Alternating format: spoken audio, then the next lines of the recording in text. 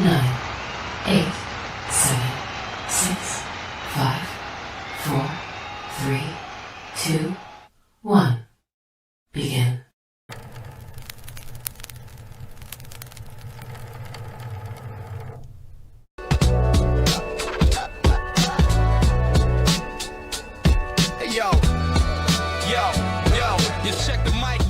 We clear, ready to transmit. Pro fan hoops on the court, we got the game lit. Not talking highlight reels just for the common glance. We talking dedicated skills, taking every chance. From logo threes to rebounds, Chicago got the me-bounds. Asia got 3 chips, Las Vegas aces in the town. You tune into the channel if you want to get the facts. Women's basketball is fire, no need to relax.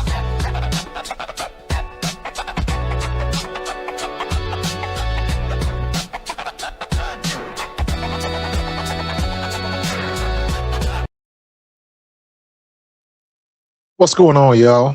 What's happening? Got to get some Pro Fan Hoops action. Pro Fan Hoops streaming. What's good with you? Can you guys hear me? Make sure my mic is on and get all of this. Make sure I'm not muted. What is this? What is this? Got some weirdness going on here. Hold on. And let's go back. Let's go to my close-up, second screen. Oh, I know why. I know why. Let me see something real quick. Oh, I know. There we go. All right. Had to make sure we got it good. Now we go. Now we go. Now we go. Now we can get the second screen in there. All right. What's happening? What's happening? What's happening? What's happening? What's happening? Harold, are you here for it? This whole CBA negotiation is a mess on the players' part. I agree, man. I agree. Let me say this first and foremost, man. I want these ladies to get paid. However, I understand the owners where they coming from as a business standpoint, and this is my perspective on it. Whether or not you agree or don't agree, it seems like the optics are that the WNBA players are trying to take everything in one bite. That's how I see it. They're trying to take everything and get it all on the first shot.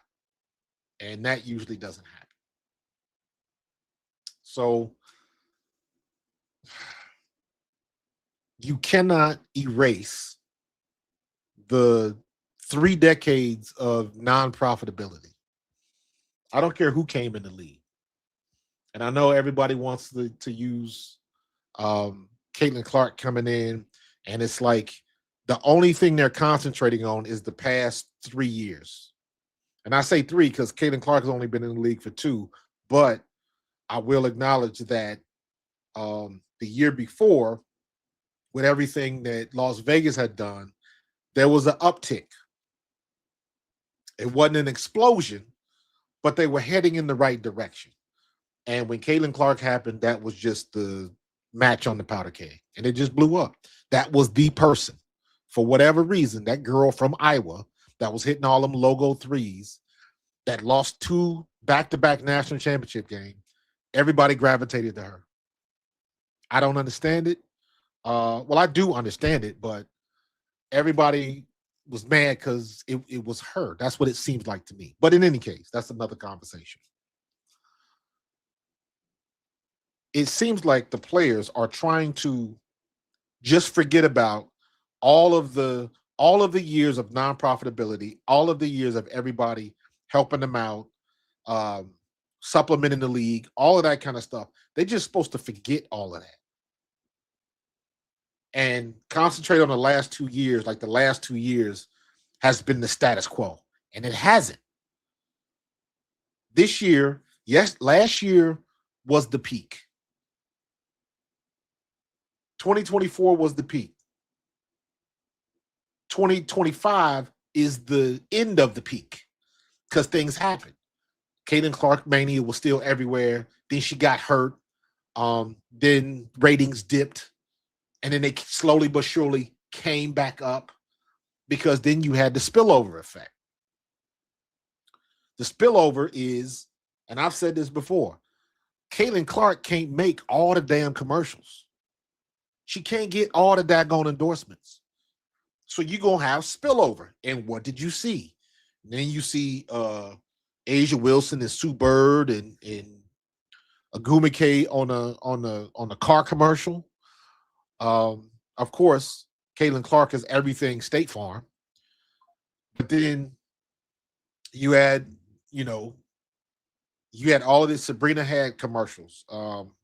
Kelsey Plum had commercials. There was a select group. Fee was on commercials, endorsements, and stuff like that. It was the spillover. Because what happens is other advertisers, other corporations, they say, "Oh, we can't get Caitlin Clark. She's already tied up. Who else can we get?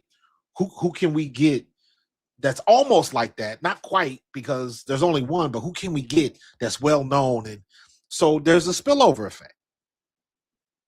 And there's a lot of people that get paid from that. There's a lot of people that advertisers didn't give two shits about 4 or 5 years ago. Now the league is in vogue.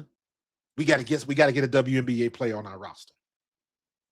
Selling our merch, wearing our shoes, wearing our clothes, going to our establishment, driving our cars, whatever. That's the way it works. And it seems like, to me, the WNBA players are trying to get all of this, the whole attitude of we've been here for years and we've been doing this and we earned this and it should have been like this years ago, and all of that is all rolled up into one by most of these vet players. And also, let's keep it a buck. You don't think that these vet players are trying to get all of this now because they know they're not going to be in the league in 5 years? So they're trying to get their money right now because this is their last shot at it. If you don't think that's happening, you're not paying attention. That's just human nature. Why would you authorize a strike? That's just human nature. They want to get their piece of the pie while they still in the league, still in good health, and everything that comes with that. So, but in my opinion, it seems like they kind of going about this the wrong way. No. Let me rephrase that. They are not going about this the wrong way.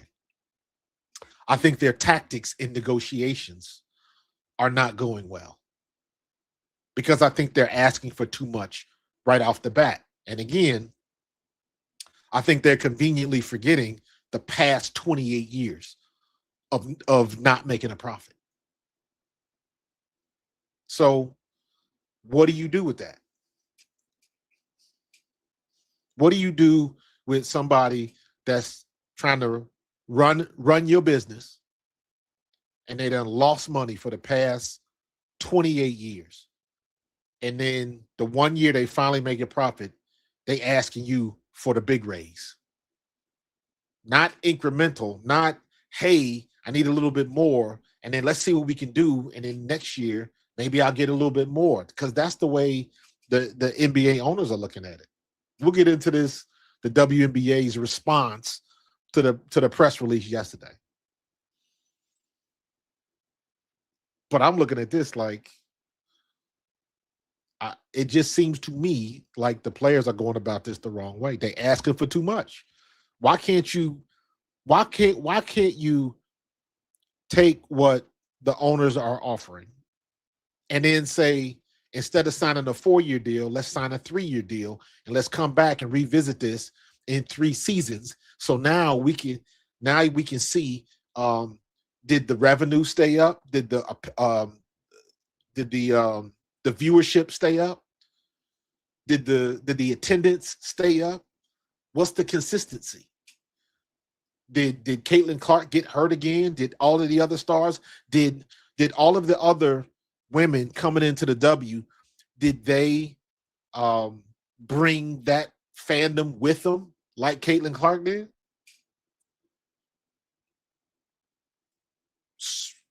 Those are legitimate questions. Because if everything keeps rising like everybody expects it to, then you go into that next one, and then you can say, proof is in the pudding. Such and such got hurt, and the attendance and the viewership still went through the roof. This happened, that's happened. And we still had consistent growth. We didn't have a spike. Now you got more data to work with, and your cause is solidified because now you got facts. So let's look at this statement. This is the WNBA statement on WNBPA's, the Players Association. I hate saying the WNBPA. WNBA statement on the Players Association strike authorization vote. The National Women's Basketball Association released the following statement today in response. We are aware that the players have voted to authorize the WNBPA Executive Committee, basically all of the player reps, to call a strike if the Executive Committee decides to take that step in the future. While we acknowledge the players' right to authorize a future work stoppage, we strongly disagree with the Players Association characterization of the current state of negotiations. I believe the Players Associations called it draconian. Here we go with this verbiage. It is difficult to understand claims that the league is resistant to change, particularly given that we are proposing numerous CBA modifications, including significant immediate salary increases and a new uncapped revenue sharing model that will ensure continued salary growth tied to revenue growth. The league remains steadfast in its commitment to reaching an agreement as soon as possible and delivering a 30th season for the players, fans, teams, partners. We have negotiated in good faith and with urgency and remain focused on finalizing a new collective bargaining agreement that not only meaningfully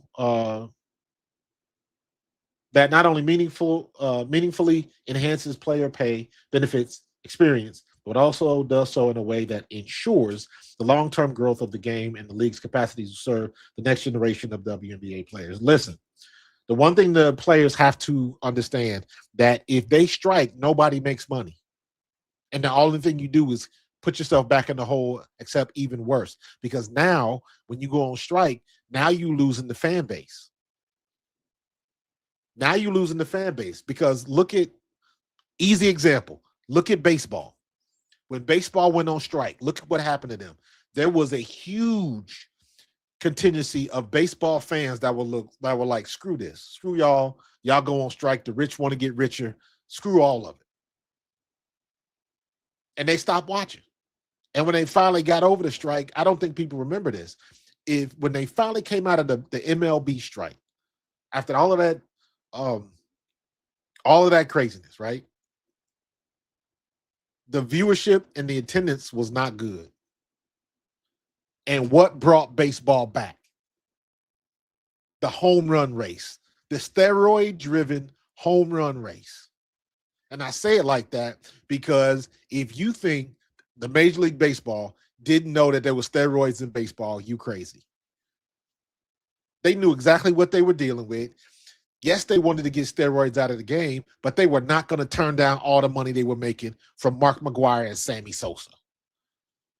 And I would challenge anybody that if that one reporter didn't ask McGwire what Andro was, or if McGwire would have came across a little bit better, all of that stuff would have went away, and maybe Major League Baseball would still be letting them use that stuff. But at the end of the day, Major League Baseball didn't want to get rid of steroids. They wanted to keep making money. Because if they wanted to get rid of steroids, they would give back all that damn money they made. All them T-shirts they sold, all of that merch they sold, all of them records they broke, all of those attendance money, the attendance money that they made at the gate, concessions, all of that kind of stuff during that home run race. It was ridiculous. All the advertising money, the network, all the money the networks made. Because every time Sosa or McGwire was on TV, that was primetime television. That is what brought baseball back. And if that didn't happen, baseball would be in the world of hurt right now. the WNBA does not want to strike because even with Caitlin Clark, even with Angel Reese, even with the future of Mylasia Fulwiley and Lauren Betts and Olivia Miles and Hannah Hidalgo and Juju Watkins and all of those players that's coming out in the next 3 years, even with all of that coming out, if the WNBA goes away, all of that momentum is going to just go in the dirt. All of it is just all for naught. So they better tread lightly. They better tread very lightly. So they got the WNBA got their issues. They not squeaky clean in this. Here's the one thing. Look at this. This is the WNBA website. And I'm going down here. This is everything on the front page. And I don't see nothing about the CBA negotiations. Let me go to news. Sue Bird's UConn jersey retirement. Dallas Wings. See, look at one thing from December 7th, and now we all way back in November. They gotta get with the program, man. They gotta get with the program. But so they're not squeaky clean either. They are not squeaky clean either, man. But the WNBA players do not want to strike. They don't want to do that. Matter of fact, if they go on strike, what's going to happen to all of the younger players that's in the league right now? Does the WNBA Players Association, do they have a pool of money to help out those players? Because now I got to look at it like what the NFL did. When the NFL players went on strike all those years ago, there was a pool of money together to help out the young players. It's all good when you say players are greedy and they got, they making $5 million and $10 million a year. But what about the third string running back that's making league minimum? What about him? So do they have, and I'm looking at this from the standpoint of like when I played in 93, league minimum was 100,000. It's a lot better now because now the league minimum for the NFL is like 750 grand. But the WNBA ain't there yet. They not at that level yet. So you can't do what grown folks is doing. They've been around longer. They make more money than you. And I do not understand why the WNBA players think that they can just automatically get what the NBA is getting. Do y'all have any earthly idea how much money the NBA makes? The NBA is a global brand right now. You don't deserve that type of money. So stop comparing yourself. I knew it was bad when I saw that. I should have brought that clip up. Y'all remember when Lisa Leslie was talking to Draymond Green, and she made the comment, well, maybe some of the NBA players should donate some of their salary. What? What do you mean donate some of their salary? She actually said this in an interview. and Draymond Green kind of put her in her place. Like, don't tell me we ain't been supporting, but now you want me to come out of my pocket? Because y'all can't generate interest. Ain't nobody coming to y'all games. So, kind of crazy, man. But that I use that example with that Lisa Leslie interview with Draymond Green. Look it up. Look it up and judge for yourself. When you have that type of attitude, like I deserve what y'all are getting. No, you don't. You don't make as much as they make. Just because it's called the WNBA, automatically you think you deserve what the NBA is getting. Well, guess what? When you sell out arenas and when you can generate the ad revenue and the media rights deals that the NBA can get, then we can talk. Y'all just now getting into that room. Y'all ain't even done it yet. You just getting into that room. You just now getting around these people. And I think, in my opinion, that's part of the problem with the WNBA right now. They just now got to this floor, or they got in this building where they making real money. And they got some real sharks over there negotiating for the owners. And I don't think they was ready for it. Like, this is a quid pro quo. I know what you say you want, but what are you willing to give up? And what have we heard from the players? We ain't budging. This is what we want. They know what. Ain't nothing changed. And it's like, do y'all know how to negotiate? This is back and forth. You got to give to get. And the NBA just stood there just like, okay. So now let's put out the press release and let's show you what we're offering. What you mean we gonna give y'all 30% of the revenue sharing, and you mad? You was getting less than 15. Let me show you. Let me tell y'all how this works. And here's a good example of it. When I came in the league, when I signed with the Philadelphia Eagles, I signed as a free agent coming out of Eastern Kentucky. Small school, broke a lot of records. So they signed me as a free agent. I made the team, right? So you still have to have an agent. This is how agent works. This is how this works. I knew I was not going to make a lot of money right off the bat in the league. So my agent charges me 5%. Some agents charge a little bit more. It all depends. Each person is different. My agent charged me 5%. But when you represent somebody that's going to go late in the first round and guarantee the first round pick, and they're going to sign a $10 million deal with a team, the agent's only taking 3%, sometimes 2%. Why? Because 2% of $10-12 million is a lot of money. So the way it works is, the more money you make, the smaller the percentage the agent will take, because he gonna make that money back in the long run. And it's not like he making money back. He making money. What's 2% of 10 million?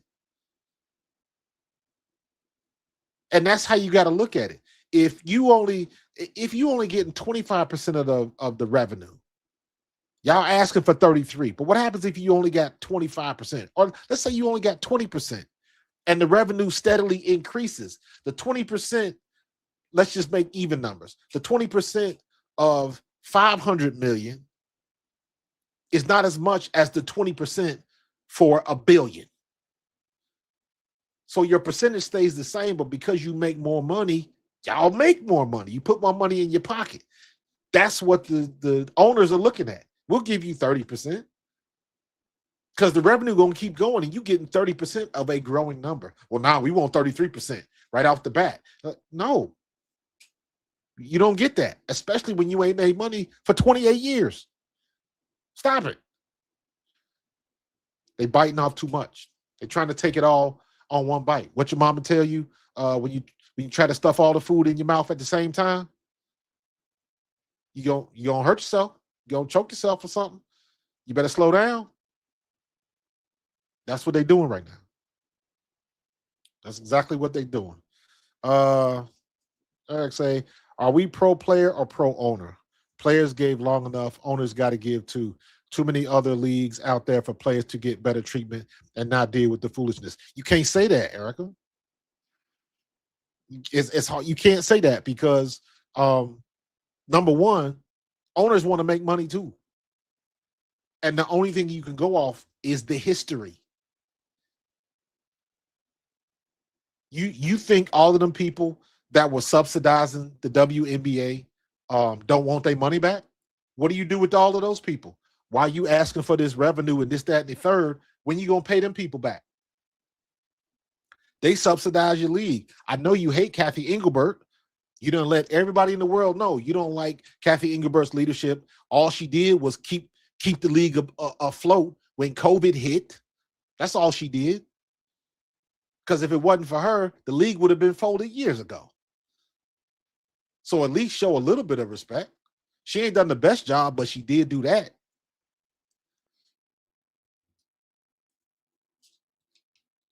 So I'm pro basketball.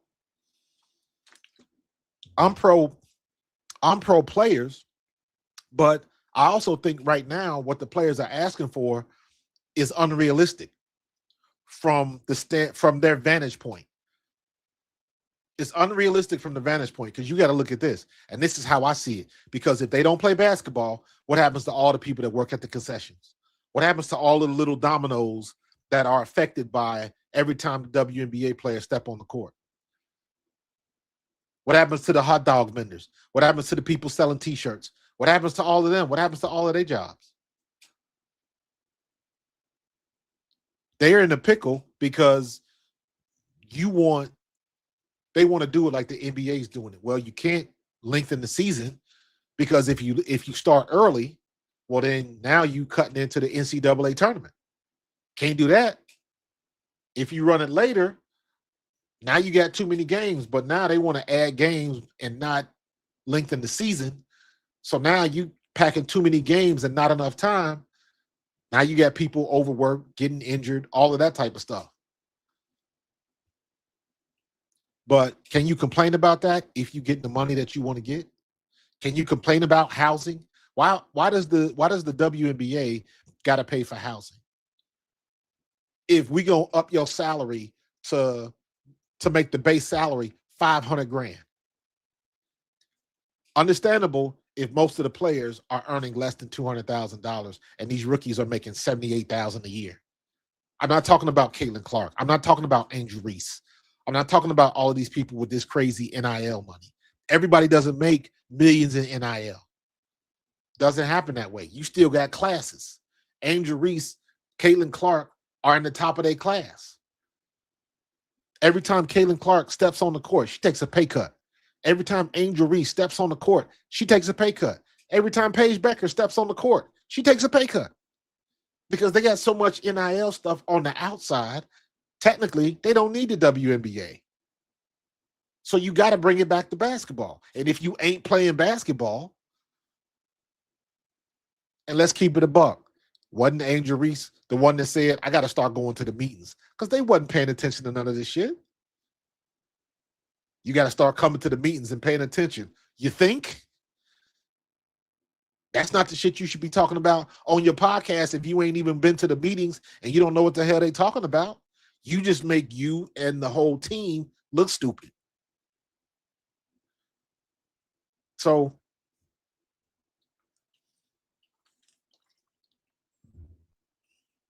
I want to see these women get as much money as they can get.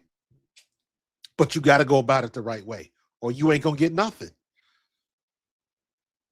You ain't going to get nothing. Y'all about to go from $78,000 a year to roughly over $200,000 per year.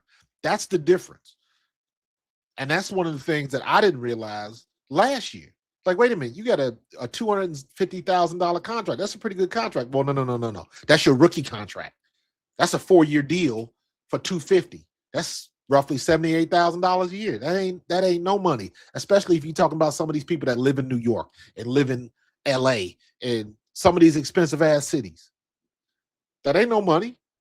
But if you flip it up and now you making $300,000, $400,000, $500,000 a year, per season,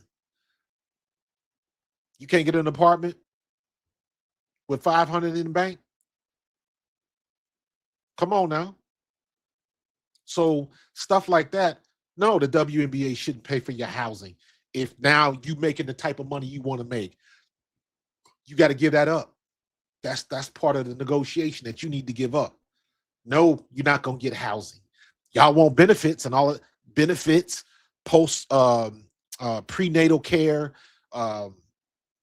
pregnancy care, all of those things that women need cost a lot of money. So you got to balance that.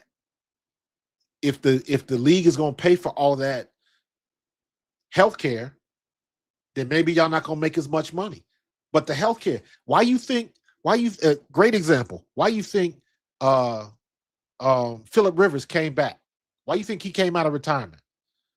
Because when you added a league for 5 years, your health insurance stops. And that NFL insurance is quite well. It's quite good. So what do you do if your health insurance stop and you got 10 kids? Hello. That shit is expensive. So maybe you can't make as much as you want, but all your health insurance is covered. You got to play the game. It can't be just pay us what we owe. Well, if you really want to get into what they owe you, are y'all going to pay them back for the first 28 years? I love that bit. I love that bit by Bill Burr when he was talking about the WNBA and how nobody was at the games. And he said it should have been women there pulling up their T-shirts in the stands. He said, but nobody showed up. And he was right. And everybody got bent out of shape. When Caitlin came in, the attendance went through the roof. And then all of a sudden, everybody want to say, well, we've been doing this for years. It's been good basketball. Ain't nobody saying, well, it wasn't good basketball. What we said was, well, ain't nobody showing up to the games. And now you got somebody that's making people show up to the games. And now y'all got a problem with her? Y'all trying to take her out? Y'all trying to be uber physical and take it to the next level? Now, half of that I blame on the players. The other half of that I blame on the league. Because all y'all had to do was blow the damn whistle, and that would have took care of all of that shit. But the league couldn't even do that. That's the most blame I put on Kathy Engelbert. Y'all couldn't have a come to Jesus meeting with them damn referees and them officials? Because that was across the board. That's the only thing about the WNBA that was consistent. The refs were horrible. And there is no argument against that. And instead of protecting the players, the new players, the golden goose that you got right in your barn, instead of protecting her, not even protecting her, blow the freaking whistle. That's how you protect her. If somebody fouls her, blow the whistle. And if they foul them again, give them a tech or throw them out the game or let them foul out.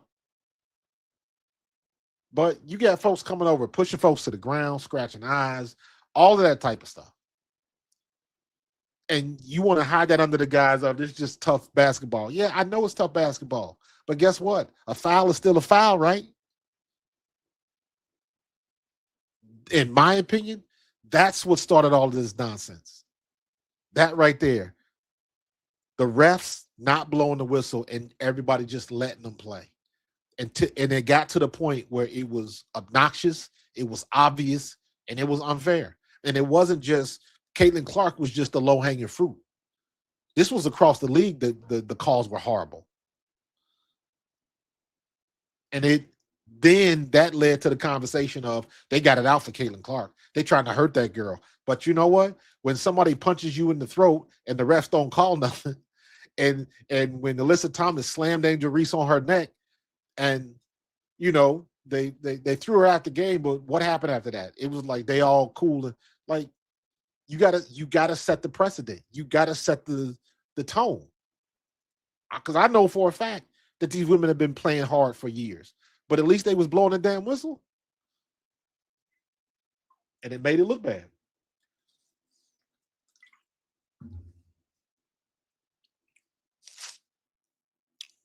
Everybody gravitates towards CC. She has as many fans as detractors. Absolutely. So does everybody else. So does Angel. You take the two biggest names. And I say it just like this.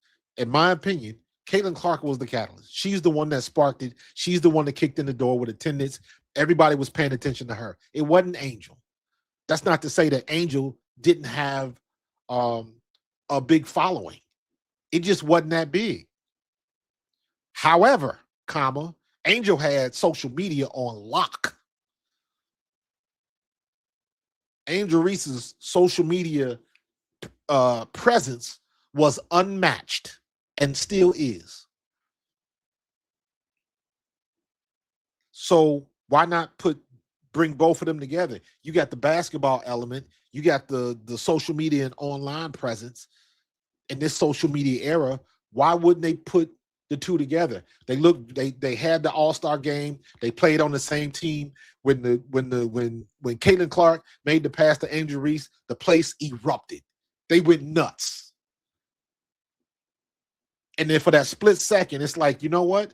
When you play professional sports, you ain't supposed to get along with everybody. But when you on the same team, ain't it funny how you can work together? You've been seeing all of this USA basketball. They on the same team. Ain't nobody having no problems.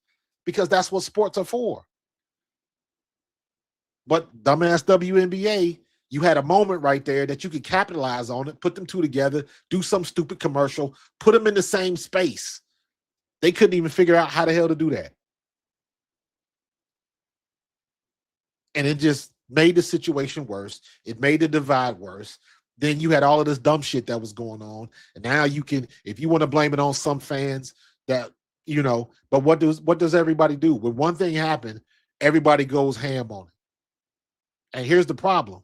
And this is across all sports. Because what I'm about to say right now is across all sports. This ain't just with the WNBA, but again, the WNBA was the low-hanging fruit. When they started throwing them the dildos on the court and all of that shit. And all of a sudden, Angel Reese is hearing monkey sounds in the crowds and all of that stuff. Nobody bothered to investigate it. And when it came back around that it was a crock of crap, then it was like, oh, I didn't hear anything anyways. Ain't nobody said anything to me. And I was like, y'all went through all of this shit for a week, and it just made you look stupid. Nobody bothered to vet the information. You told Angel Reese that somebody was doing that. So why would somebody tell her that?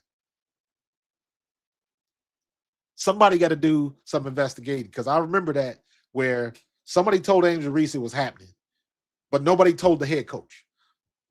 So when they asked the head coach about it, Tyler Marshall was like, I didn't hear that. I don't know what you're talking about. So it just made the WNBA look stupid.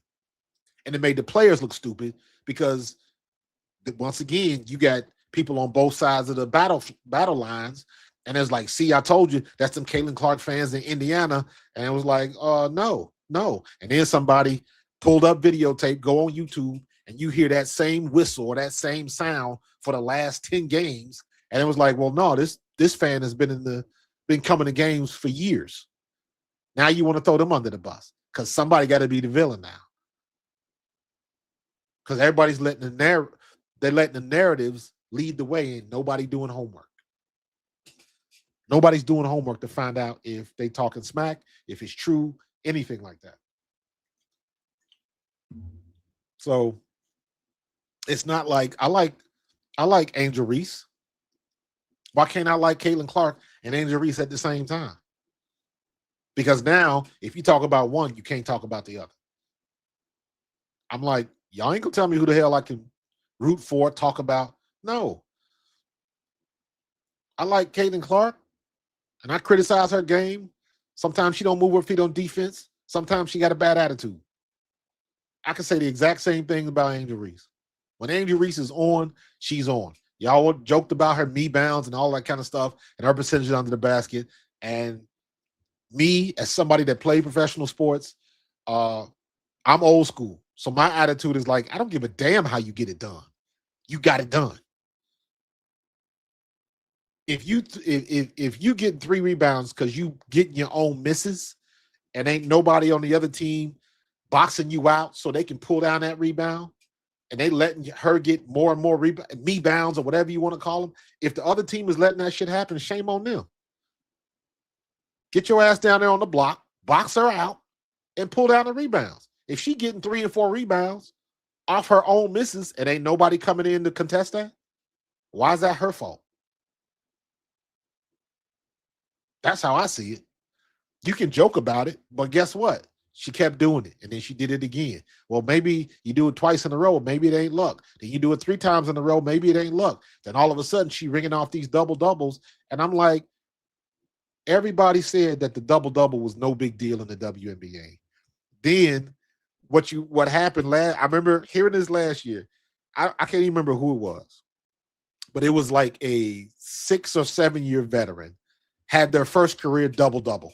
And I was like, well, if Angela's doing it damn near every night, and y'all say it's not a big deal, and you got 4 or 5 and 6 year vets getting there first, well, maybe it ain't just that easy. And it became it became a situation where trying to give somebody a compliment was like pulling teeth because you couldn't be critical of a situation. I'm a Indiana Fever fan. I'm an Indiana Fever fan because of Kelsey Mitchell, not Caitlin Clark. But I am a Caitlin Clark fan. Don't get it twisted. And I was getting into arguments on Caitlin Clark Facebook groups because I would watch the game. And again, me as a former professional player, I watch tape. And if I see something that I don't like on tape, I'm going to call it out. Doesn't mean I don't like Caitlin Clark. Doesn't mean I don't like Angel Reese. It just means me as a professional player, tape don't lie. So when I see something that I don't like, I'm going to call it. And I'm getting into arguments. It was like, well, why are you on this channel if you hate Caitlin Clark? Who said anything about hate Caitlin Clark? All I'm saying is the game that I just watched, her attitude was piss poor when they started D'ing her up. And it was very easy to tell. That 100% correct. So, people think nowadays in this social media era, and I understand it, but again, I'm old school. I graduated college in 1993. That was 2 years before Windows 95 existed. You feel what I'm saying? I'm old school. I grew up with freeze tag and hose water. So we were built different. We were coached different. The expectations were different. Everybody didn't get a trophy. That's a whole nother conversation, bro. Oof. So I don't mind looking at somebody that I like and offering constructive criticism. That's what athletes do. That's how you get better. But people that just want to be fans or trolls, they'll want to come at you if everything about their favorite player isn't all roses. Ain't going to be like that. Keep it a buck. Keep it a buck. Alabama 17-0. Oof. All right. Hold on. I'm about to look that one up, bro. Let me see if I can see what we got. See, we'll put the scores on in the background. Alabama. Okay. Ooh. I might have to turn that game on. I might have to turn that game on. Hold on. There we go. Let's go play by play. Here we go.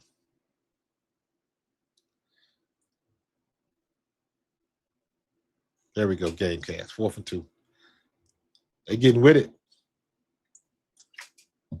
So, it's kind of crazy, man.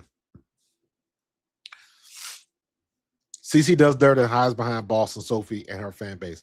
Listen, man, Caitlin Clark been doing the same shit she's been doing since she was in college. She talk a lot of shit. The one thing that I always had respect for, and this is when I really started watching Caitlin Clark, when she lost that first year when LSU thumped them and took the title, and you had all of the ring and all of that kind of stuff. At the post-game press conference, she ain't make no bones about it. She said, I talk trash too. That's just the competitive spirit, all of that type of stuff. And I was like, respect. Because you didn't bitch about it. You talk shit. You talk cash shit. A lot of it. And when somebody gets in your grill, you don't like it. That's why she has such a problem with that chick from Connecticut. It was the Connecticut Sun, J.C. Sheldon, the girl from Ohio State. That girl was D'ing her ass up that game, bodying her up, playing with her chest, and was putting good defense. And then things got out of hand because, once again, the refs wouldn't blow the damn whistle. Do I think she tried to scratch her on purpose? No, I don't. That was just moving her hands as part of the play, trying to play defense, and she got a little bit close. Do I think, again, I'm a fan of Caitlin Clark, but do I think she flops sometimes? Hell yes. Absolutely. Along with everybody else in the league. So It is what it is. Yeah, you like that, Bill Burr? Check out that bit, man. That's hilarious. It's hilarious. So, but that's not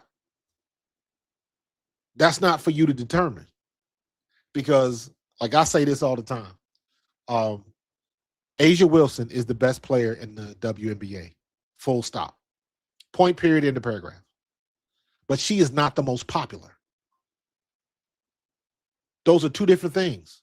And everybody thinks the best player has to be the most popular. They don't. People forget Michael Jordan was the most popular player in the NBA until he won this title, in his 6th year? It took him 6 years to do it. Before that, he was playing on a sorry-ass Chicago Bulls team, dunking on everybody, and his highlights led Sports Center. That's why Michael Jordan was the best. But Michael Jordan struggled his first 6 years. So this ain't about earning it. This is about, for whatever reason, and this is what people need to understand, for whatever reason, when Caitlin Clark got into the league, everybody gravitated to her. I don't know what it was. I don't know what the phenomenon was.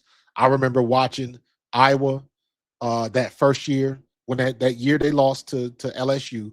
But during the year, I remember seeing Iowa, and they did a thing about Iowa. This is when the Caitlin Clark mania was at a fever pitch. And they showed the school where they was giving away, they had the student tickets going on sale, and the students were in line at like 4 o'clock in the morning, and the game wasn't until 8 p.m. that night. So she was already generating all of that. And if you look at her career in high school and when she played AAU, and the I guess this the U18, US, she was on all them US teams, the travel teams. She's always been like that. Always. And that fandom followed her. And when everything happened at Iowa, everything, her recipe, for whatever reason, worked. That's the only way I can describe it. We don't pick who it's going to be. I'm a former Philadelphia Eagle. Do y'all think that we had any inclination when we drafted Jalen Hurts in the 2nd round that he would be the guy to take over this franchise and take us to 2 Super Bowls and win one? No. But to your point, he proved it. On the field, he proved it. But everybody liked him. How many times do we get these people in the leagues? You name your professional sport. I don't care if it's soccer, hockey, baseball, tennis, whatever it is. You get all of these people that just everybody likes. Look at what's the girl's name? What's the tennis girl that was just on all the Anna Kournikova? Anna Kournikova was everywhere for a time in women's professional tennis. She had the look. She was cover girl material. She was gorgeous. This, that, and the other. That girl was everything but a good tennis player because she couldn't beat nobody. I don't think she ever did win a Grand Slam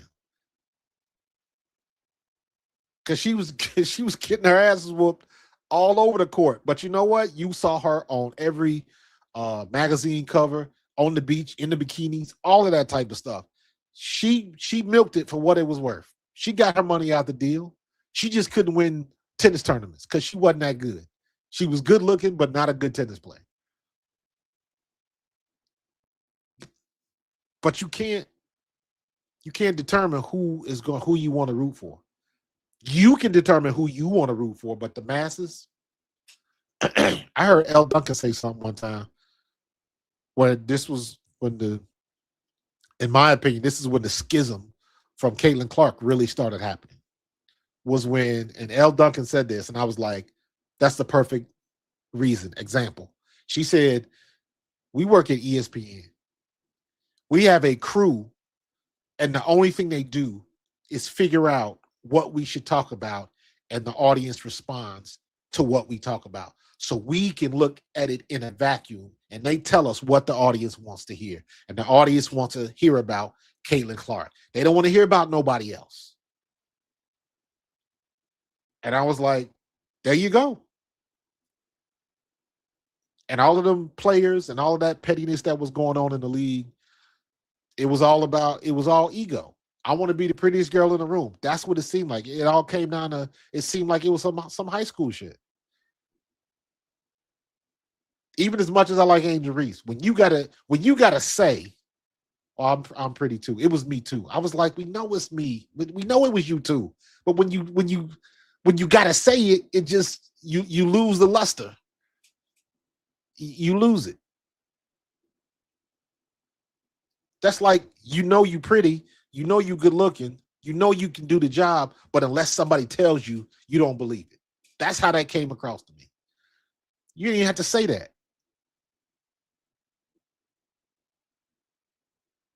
But I tell you what, man, they should have. Everybody in the W needed to take media classes because it was horrible for a minute. And we having this whole conversation now because I don't want to see them go on strike. I do not want to see these girls go on strike. I don't. Nothing good comes from it. So, but look at, I mean, I don't know. I don't know what else to say about the situation. I just hope they don't go on strike. I hope they figure it out. And I hope they come to some type of agreement. Because if they do go on strike, hell, I guess we'll be watching Project B. I'm not watching Unrivaled. I might watch Unrivaled to watch Kelsey Mitchell play. But I don't want to watch 3-on-3 basketball. 3-on-3 basketball does not appeal to me. I tried to watch it in the Olympics. I never watched the Big Three. I watched a couple of games, but it couldn't hold my interest. I don't like it. I don't like 3-on-3 basketball. I want to see 5-on-5 hoops. I tried to watch Unrivaled last year. It couldn't hold my interest. They did some things well, and I watched because I was curious and I wanted to support. So I watched a lot of it last year, but it just, if you're not interested in something, when you miss it, you've got to watch the episode. If you forgot to watch the game and you're like, when you want to do something, you find a way to do it. If you want to see somebody, that's why NCAA women's basketball is such. I want to see Olivia Miles. If Olivia Miles is on TV, I'm looking to find where the game is on. If Hannah Hidalgo is on TV, I want to watch Notre Dame. If Penn State is playing, I want to watch Keomi McMillan.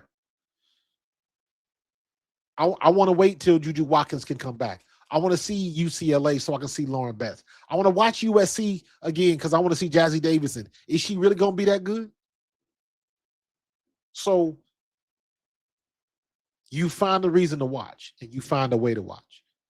If the WNBA goes on strike, and they learned this lesson last year when Caitlin Clark got hurt, there was a big contingency of people that stopped watching after she got hurt. And don't think that it can't happen again, because for all the dumb shit that they was doing and letting the hard fouls go and not blowing the whistle and all of that type of stuff, she got injured on some non-contact stuff. Like it wasn't like a violent hit or anything like that. It was just, she zigged when she should have zagged, and she stopped a certain way. And whatever that joint was in her hip that she hurt or in her groin that she hurt, the expiration date just pulled on that bad boy. Just like Juju Watkins, if you saw that play when it happened, when she tore her knee, she was barely touched. She was barely touched. Micah Parsons, non-contact.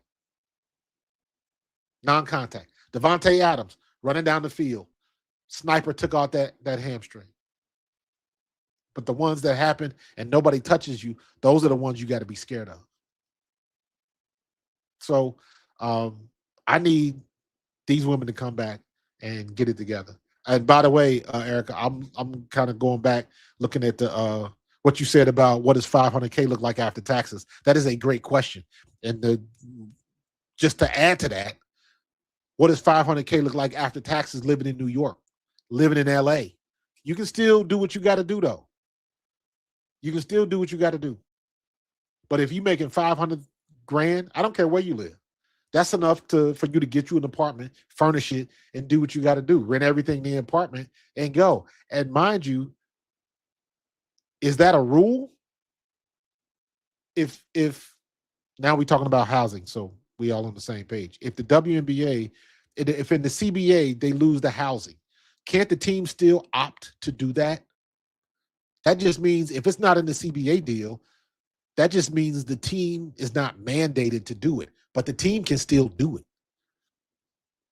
You think when some of these teams and some of these baseball teams and football teams and NBA teams, you think when they don't sign a big star from the other part of the country, do you think that person has to come to town and take all the time to go around the city and find a place to live? No, the team has people in place to make that shit happen. You come here, you sign here, we'll take care of your room and board. We got a nice apartment for you down on Delaware Ave, not far from the stadium. We'll cover that. You just get here and we need you to play for us. A team can still do that. They're just not mandated to do that by the CBA. So teams can still do what they want to do. So, but to close this out, man, the WNBA, they put their statement out. They put a response out to the craziness that the Players Association put out, talking about this was draconian practices and all of that kind of stuff. And it's like, man, listen, like, keep it a buck.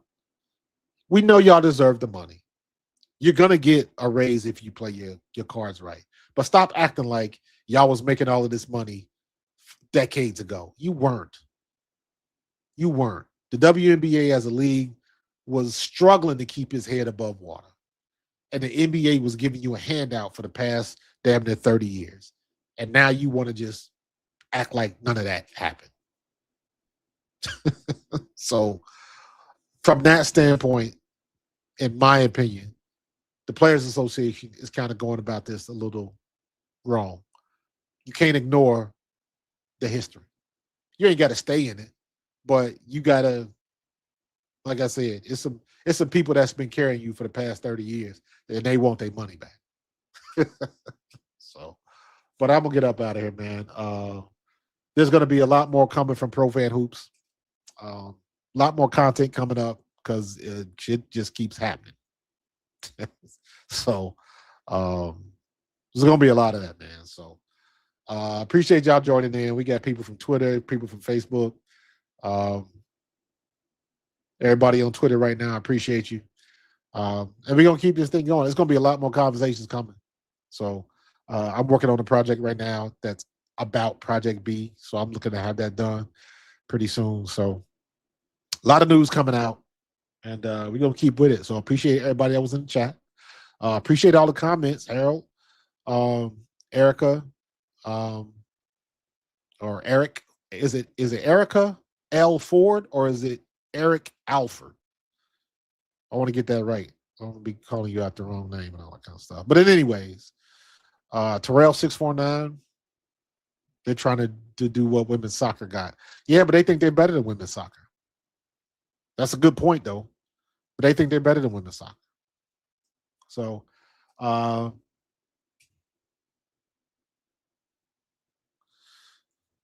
they have been in the room but didn't have someone who was a draw.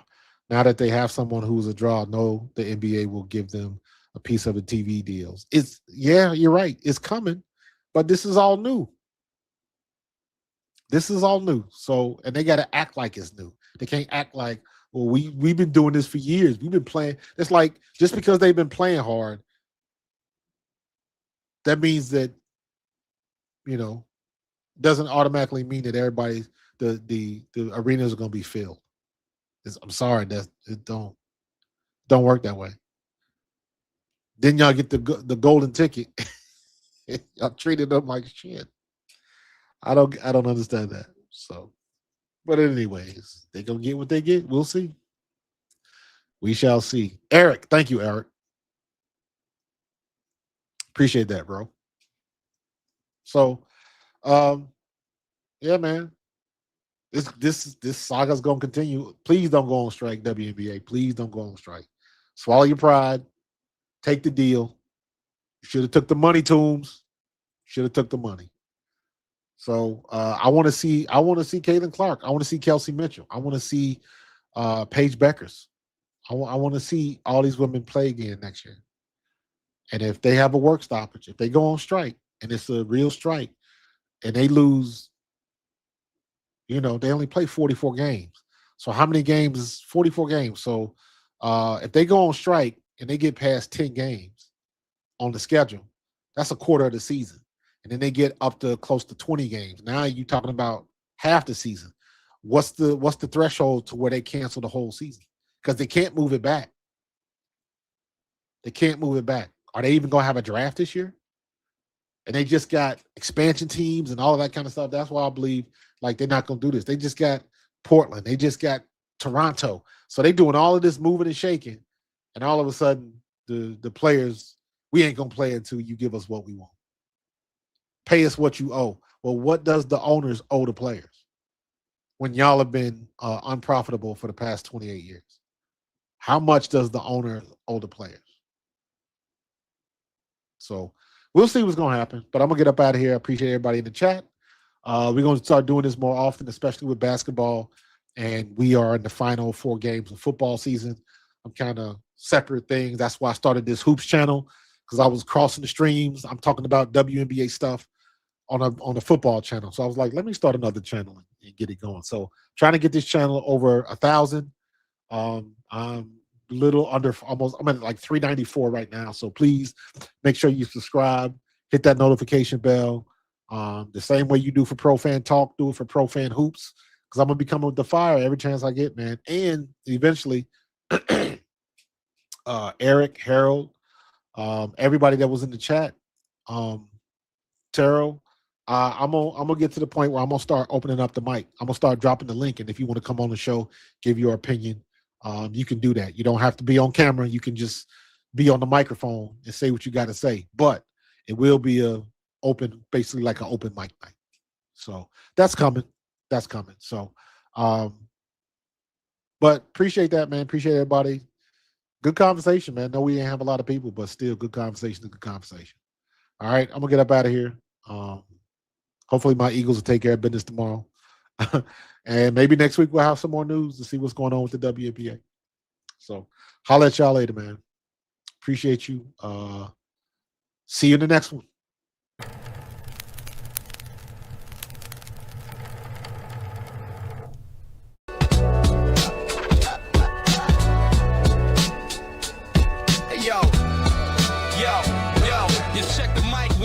We clear, ready to transmit. Pro Fan Hoops on the court, we got the game lit. Not talking highlight reels just for the common glance. We talking dedicated skills, taking every chance. From logo threes to rebounds, Chicago got the me-bounds. Asia got 3 chips, Las Vegas aces in the town. You tune into the channel if you want to get the facts. Women's basketball is fire, no need to relax.